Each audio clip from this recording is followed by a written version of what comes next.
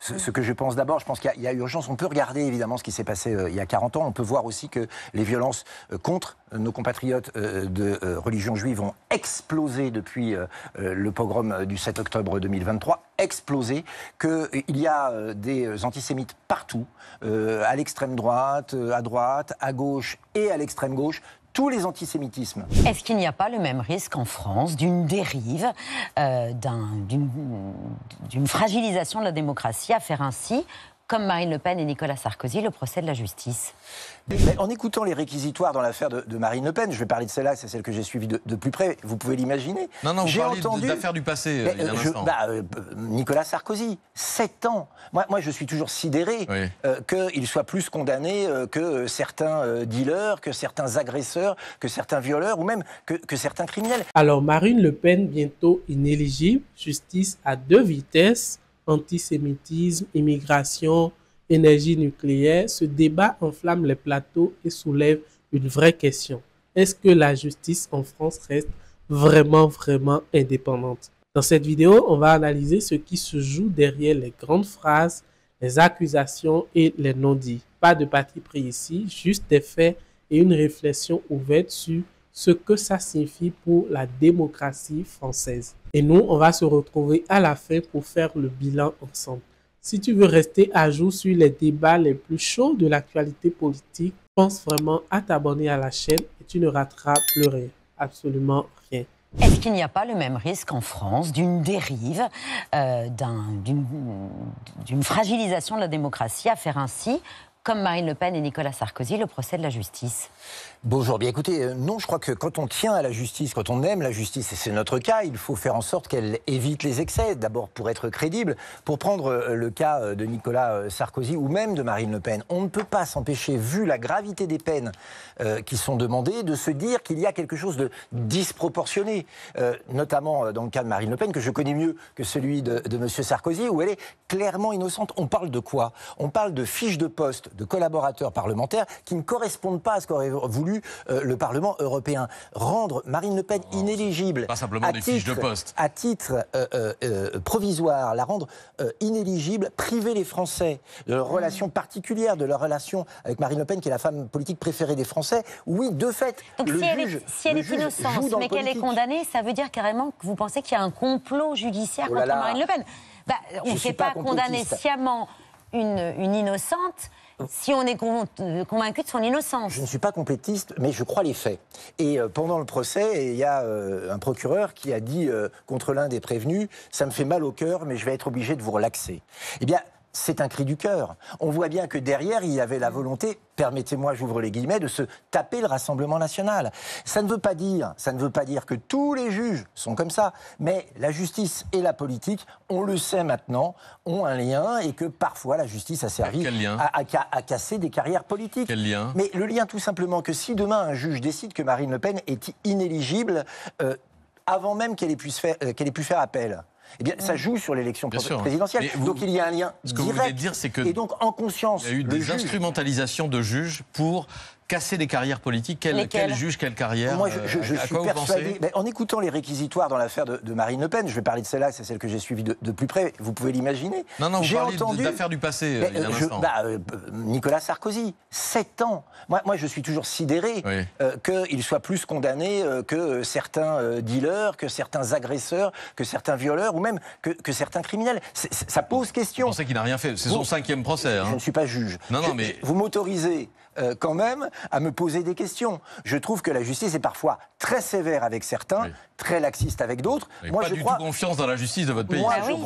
Moi, je crois qu'elle doit être la même, équitable, stable, avec tout le monde, qu'il soit politique, pas politique, de droite ou de gauche. Est-ce que dans ces deux affaires que vous citez, l'affaire de Nicolas Sarkozy, celle de Marine Le Pen, ça veut dire que ces juges que vous accusez d'être orientés politiquement, il faut les limoger, comme Donald Trump limoge les juges qu'il juge hostiles? Alors, pas de raccourci et pas de comparaison qui n'ont pas lieu d'être. Je crois qu'on n'a jamais demandé à ce que le juge donc qu'est-ce qu'on fait de cette justice que vous trouvez orientée, qui veut se payer des puissants, pour reprendre les termes de Jordan Bardella? D'abord, il y a eu le réquisitoire du procureur. Il y aura le jugement. Moi, je ne le connais pas. Vous non plus, j'imagine. Moi, je fais confiance pour l'instant. Je dis simplement que le réquisitoire était disproportionné. et même complètement à côté de la plaque, puisque, je le répète, Marine Le Pen est innocente, on ne s'est pas mis d'argent dans les poches. Il faut quand même, il n'y a pas eu d'argent qui a été utilisé à des fins privées. Tous les salariés concernés ont travaillé. Probablement pas comme l'aurait voulu le Parlement européen, mais nous on considère qu'un collaborateur parlementaire fait de la politique, que ce n'est pas un fonctionnaire. Oui, mais ce n'est pas le règlement du Parlement européen. Qui a été précisé après. Non, il y a eu des rappels à l'ordre réguliers. Tout ça, de la part du Parlement européen. Ça sera jugé. Je pense que les Français ont aussi leur opinion. En revanche, moi je le dis, personne ne pourra comprendre, et moi en tant que républicain et que démocrate, je ne pourrais pas le comprendre, que Marine Le Pen soit empêchée de concourir à l'élection présidentielle. On ne vole pas une élection aux citoyens français. Marine Le Pen qui disait mardi dans le Figaro ne pas du tout penser au verdict qui sera rendu lundi. Elle n'y pense pas du tout. Alors, je ne suis pas dans sa tête, mais je la vois agir. C'est notre chef de groupe, vous savez, à l'Assemblée nationale. Et elle passe son temps à nous demander de travailler pour qu'on rende leur pouvoir d'achat aux Français, qu'on assure leur sécurité, qu'on contrôle l'immigration, bref, qu'on réponde à leurs demandes. Et je vais vous dire, elle a eu cette phrase, « La peur n'empêche pas le danger ». Je trouve que c'est une belle phrase. On saura lundi. Pour l'instant, on est au travail, les gens nous ont élus pour ça. Et moi, je suis ravi d'évoquer ce dossier avec vous, puisque vous m'invitez et vous me posez des questions. Mais je pense qu'on a 1000 choses à voir aujourd'hui qui préoccupent les Français, qui est sur leur pouvoir d'achat, sur le fait, vous parliez dans l'émission précédente sur France 5 des ZFE, c'est-à-dire circuler en centre-ville, trouver un emploi, marcher librement dans la rue sans avoir peur d'être agressé, protéger nos concitoyens de religion juive. Il y a beaucoup de choses à faire sur lesquelles on est très actif. Il y a beaucoup de choses à faire, un programme à mettre en place. Avec qui pour en prendre la tête? C'est la question qui va se poser dès lundi. Parce que si Marine Le Pen était déclarée inéligible, c'est Jordan Bardella qui deviendrait le candidat naturel du RN pour l'élection présidentielle? Vraiment, je vais vous décevoir. Et je suis déçu de vous décevoir. Mais je ne sais pas ce qu'on va faire. Parce que nous, pour l'instant, on ne veut pas crier avant d'avoir mal. Nous pensons que comme Marine Le Pen... Vous réfléchirez à partir de lundi? On a un parti qui est en ordre de marche, on a un groupe parlementaire qui est en ordre de marche, on a un programme qui est, je crois, clairement identifié des Français. Donc, il n'y a pas non plus de quoi s'agiter comme un poulet sans tête avant de savoir ce qui va sortir. Sébastien Chenu, ce matin, sur France Info, le vice-président du Rassemblement national, expliquait que ce serait naturellement Jordan Bardella qui serait candidat à l'élection présidentielle. C'était l'objet de ma question. Hein. Évidemment. Évidemment, Jordan Bardella est le président du parti, il a une forte notoriété et reconnaissance auprès des Français, il est une des personnalités préférées pour devenir président de la République selon les Français, donc c'est un choix naturel, mais on suivra évidemment les instances de notre parti. Mais ce que j'essayais de vous dire, peut-être maladroitement si vous m'avez mal compris, c'est qu'on ne passe pas nos journées de 8h du matin à minuit le soir à réfléchir, mon Dieu, il y a panique en la demeure, qu'est-ce qu'on va faire? Non, on réfléchit vraiment à rendre notre mandat utile. Jordan Bardella était jusqu'à hier l'invité du gouvernement israélien, du ministre de la Diaspora, qui fait partie du gouvernement Netanyahou, pour une conférence sur l'antisémitisme. Auprès de lui, même si ils n'ont pas fait le même parcours exactement, Marion Maréchal, en tout cas, n'était pas loin. Et mardi, sur la chaîne I24 News, l'eurodéputé répondait à ceux qui critiquaient une visite de responsables du parti héritier du Front National de Jean-Marie Le Pen.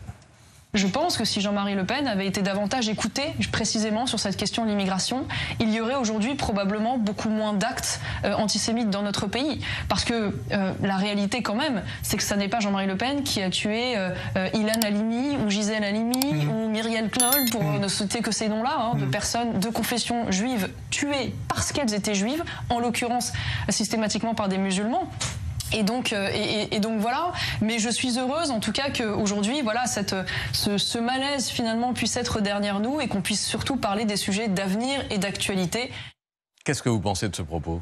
Moi, je veux bien qu'on fasse un bond de 40 ans en arrière, mais je crois que le problème qu'on a aujourd'hui en France, il est clair et il est quotidien avec l'antisémitisme. Ça veut dire que vous ne voulez pas me répondre. Ce sont des agressions, mais je vais quand même vous répondre, vous allez voir. Mais je dis ce que je pense d'abord. Je pense qu'il y a urgence. On peut regarder évidemment ce qui s'est passé il y a 40 ans. On peut voir aussi que les violences contre nos compatriotes de religion juive ont explosé depuis le pogrom du 7 octobre 2023. Explosé, qu'il y a des antisémites partout, à l'extrême droite, à droite, à gauche et à l'extrême gauche. Tous les antisémitismes, on va être clair, doivent être combattus. Marine Le Pen a pris les décisions qui s'imposaient pour son parti. Mais est-ce que Jean-Marie Le Pen était un rempart à l'antisémitisme, comme semble l'affirmer Marion Maréchal Le Pen? Ce n'est pas Oui, ce n'est pas ce que nous avons pensé, puisque Marine Le Pen a demandé à Jean-Marie Le Pen, son père, de partir. Donc vous n'êtes pas en accord avec ce que vient de dire Marion Maréchal. Il y a un point sur lequel je pourrais rebondir et être d'accord. C'est vrai que l'immigration a sa part aujourd'hui dans l'antisémitisme en France. Oui, bien sûr, parce qu'on a importé un islam radical qui a fait de l'antisémitisme un de ses objectifs. Et malheureusement, l'antisémitisme qu'on vit aujourd'hui est celui de cet islam radical relayé par la France insoumise, qui a vu une forme de clientélisme, pour certains peut-être une forme de conviction. Et donc c'est ça qu'il faut aujourd'hui arrêter, parce qu'il y a des Français de confession juive qui de plus en plus vont vivre en Israël parce qu'ils ont peur en France, qui quittent certains quartiers. Et donc c'est ce problème-là qu'il faut régler aujourd'hui. Ça passe par évidemment le respect de la loi, ça passe par l'arrêt immédiat de toute tolérance avec l'islam radical, et ça passe par avec une fermeté, notamment vis-à-vis des députés qui, au sein de l'Assemblée nationale, font des références antisémites à tour de bras. Non, mais vous revenez sur l'immigration, il n'y a pas de souci. En revanche, vous comprenez la gêne de nos concitoyens de confession juive qui entendent ces propos de Marion Maréchal en Israël, sur une chaîne israélienne. Mais c'était sur tous les réseaux sociaux depuis ce matin. Je l'entends. J'ai du mal à répondre à la place de Marion Maréchal. Je peux vous répondre pour le mouvement que je représente, et je crois avoir été très clair. Je pense qu'on peut continuer à faire de l'archéologie, et je suis tout à fait disposé à le faire. Je suis chez vous, donc je me plie à vos règles. Mais je pense que le problème... Je renvoie simplement à ce qui figure encore sur le site du Rassemblement national, la page d'hommage à Jean-Marie Le Pen, qui a été publié juste après sa mort, et qui ne dit rien des condamnations qu'il a subies. Les actes parlent pour nous, mais je vous renvoie, moi, aux allusions qui sont faites par des députés aujourd'hui. Quand certains parlent de vache d'or, quand certains parlent de dragon céleste, ce sont des termes, moi j'ai fait le même regard que vous quand j'ai entendu ces termes, ce sont des termes qui sont connus apparemment dans les milieux antisémites. Ce sont M. David Guiraud, ce sont M. Sébastien Delogu, l'affiche horrible avec votre confrère Cyril Hanouna, qui clairement était tiré d'un graphisme des années 30 et du nazisme. C'est révoltant.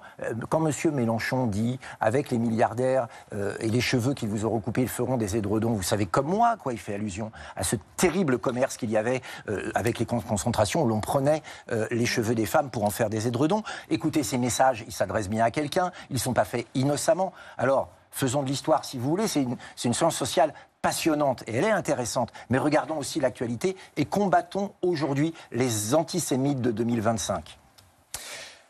Bayrou, il commence à m'énerver. Ce sont les mots la semaine dernière de Marine Le Pen dans le Figaro magazine. Ça vous fait sourire. Elle critiquait la feuille de route énergétique du gouvernement. Elle-même ajoutait « Je vais me fâcher » en critiquant le développement de l'éolien par rapport au nucléaire. C'est le premier signe d'une menace de censure pour François Bayrou et son gouvernement ? Oui. Je vous réponds franchement, oui. Les faits s'accumulent. Le refus d'aller plus loin sur la négociation de la réforme des retraites, refus maladroit de la part du Premier ministre, mais qui dit on ne touchera pas à l'âge de départ, ce qui veut dire qu'on casse les négociations. Le fait qu'il grave dans le marbre que l'électricité en France et l'énergie seront chères, avec 300 milliards à investir dans les éoliennes, priorité aux éoliennes dans la fourniture d'électricité, ça veut dire quoi? Je ne veux pas être technique. Non, je ne veux pas être priorité aux éoliennes. Mais c'est une énergie intermittente, et donc quand elle ne peut pas fournir, il faut derrière assurer, mais quand elle fournit, ça veut dire que nos centrales nucléaires doivent ralentir, ce qui est dommageable pour nos centrales. Donc à la première possibilité de motion de censure, vous irez. Tous les rapports d'expertise disent qu'il faut à la fois de l'éolien et du nucléaire, qu'il faut les deux, ça ne peut pas marcher autrement. 300 milliards avec une montée en puissance. 300 milliards sur combien de temps ? Sur combien de temps ? Plusieurs décennies, je crois. Voilà. Oui. Mais c'est beaucoup quand même. Oui, mais c'est pas. Mais je vais vous dire, vouloir que ça représente un tiers des énergies, c'est pas possible aujourd'hui. Ça veut dire casser notre système énergétique, ça veut dire une énergie chère, ça veut dire désindustrialisation et perte de pouvoir d'achat. C'est des lignes rouges pour nous. Et donc Marine Le Pen l'a exprimé effectivement. Mardi, vous voterez le texte de lutte contre le narcotrafic et la censure, elle a lieu quand alors ? La motion de censure ? On verra bien. Nous, on se dit on a dit, par exemple, au Premier ministre que ce plan pluriannuel sur l'énergie devait aller à l'Assemblée nationale, ça ne devait pas être un décret. On verra s'il nous écoute. En tout cas, aujourd'hui, quand il fait quelque chose, c'est pas forcément très bon. Et la plupart du temps, il ne fait rien, si ce n'est essayer d'arbitrer entre des ministres qui vont chacun dans leur sens. Honnêtement, on est mal parti, et je crois qu'il va falloir protéger les Français de ce mauvais gouvernement. Voilà, maintenant que tu as vu les enjeux, je te pose la question. Est-ce que Marine Le Pen est victime d'un acharnement judiciaire ou simplement confrontée aux conséquences de ses actes? La justice est-elle utilisée pour éliminer des adversaires politiques? vraiment ou au contraire faut-il se réjouir qu'elle s'applique à tout le monde sans exception? Et sur l'antisémitisme, l'immigration, l'énergie, penses-tu que le débat est traité de façon honnête par nos dirigeants? Balance-nous ton avis dans les commentaires. Je serai là, comme d'habitude, pour discuter avec toi et répondre à chacun de vos messages. Et surtout, pense à t'abonner à la chaîne pour rester au cœur des débats les plus brûlants de l'actualité politique. On se retrouve très vite.